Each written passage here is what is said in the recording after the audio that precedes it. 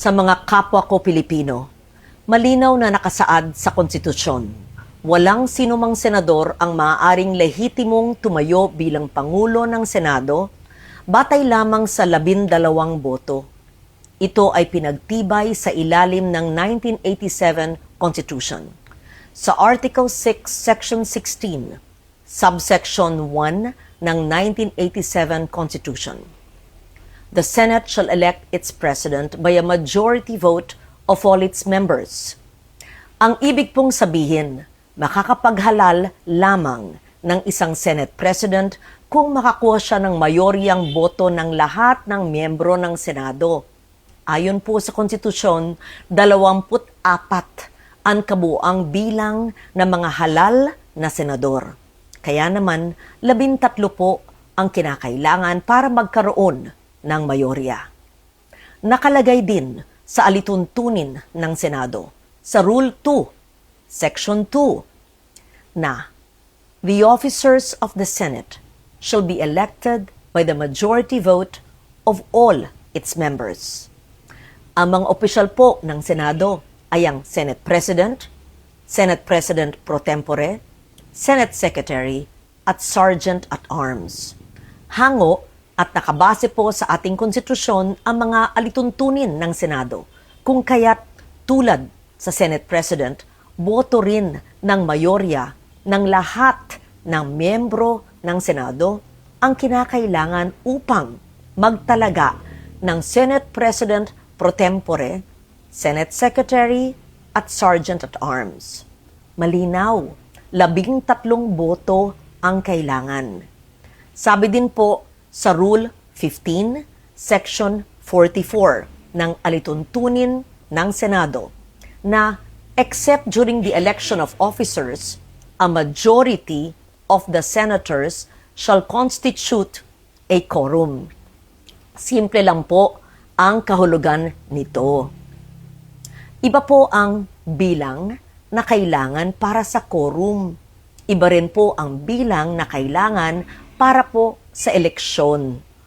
Kapag eleksyon po ng mga opisyal ng Senado, kailangan ang mayoryang boto ng lahat ng miyembro ng Senado upang sila'y mahalal. Kaya naman, sa kabila ng aking paggalang sa aking mga kasamahan, labag sa konstitusyon at alituntunin ng Senado ang nangyaring pagtatalaga ng Senate President pro tempore, Senate Secretary, at Sergeant at Arms dahil 12 senador lamang ang nasa plenaryo na bumoto. Kulang ng 1 boto para masabing mayorya ng lahat ng miyembro ng Senado ang bumoto para sa pagbabago ng liderato. Samantala po, sa chairmanship naman ng mga komite ng Senado, malinaw din ang saligang batas sa ilalim ng Article 6, Section 16, Subsection 2, kung saan sinabi na, a majority of each house shall constitute a quorum to do business. Ibig sabihin po, 13 senador din ang kinakailangan na kabilang sa sesyon ng Senado upang makagawa ng anumang opisyal na gawain o quorum, kung kaya't labag din po sa konstitusyon ang naganap na pagdeklarang bakante at pagtatalaga ng mga chairperson sa mga ilang komite. Madalas pong binabanggit ang mga nasa minorya ang kasong Avellino versus Cuenco upang palabasing lehitimo ang naganap na takeover sa Senado. Pero hindi po maaring gawing shortcut ang Avellino upang pababain ang bilang ng mga senador na kailangan para sa quorum, sa eleksyon, at para magkaroon ng reorganization sa Senado. 1949 pa ang kasong ito at naganap sa ilalim ng 1935 Constitution. Nagbago na ang ating saligang batas, 1987 Constitution na ang sumasaklaw po sa atin. Dito, malinaw na 13 ang kinakailangang boto para maghalal ng Pangulo ng Senado at parehong bilang din ang kinakailangan para sa pagboto ng mga opisyal. Hindi rin bago ang patakarang ito noong pang 1973 Constitution.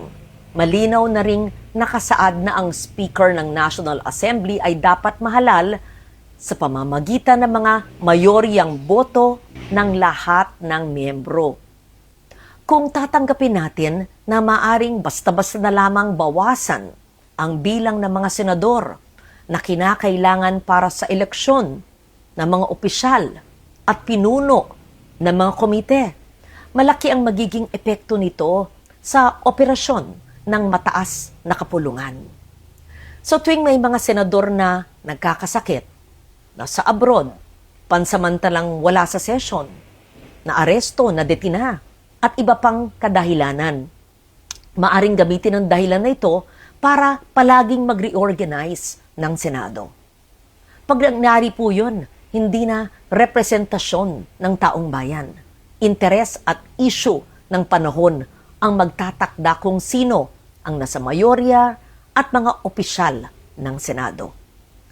Ang magiging labanan na lang ay kung sino ang makakapagbawas ng pisikal na presensya ng kabilang panig sa bulwagan.